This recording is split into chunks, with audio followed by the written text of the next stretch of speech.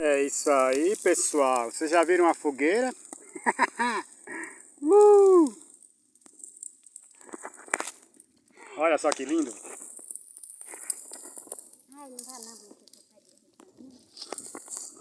Sim, eu vou ver como é que tá lá. Que o calor tá grande, viu?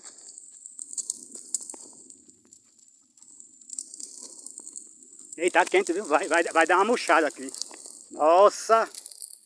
Tá vendo? Tá vendo? Se a gente não fizesse bem feito, ó. E poderia se espalhar, tocar fogo até na propriedade do seu Tião, viu? Não é brinquedo não, que é folha seca demais, meu.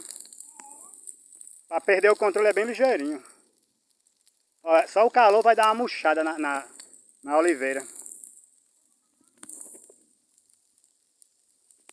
Isso aí.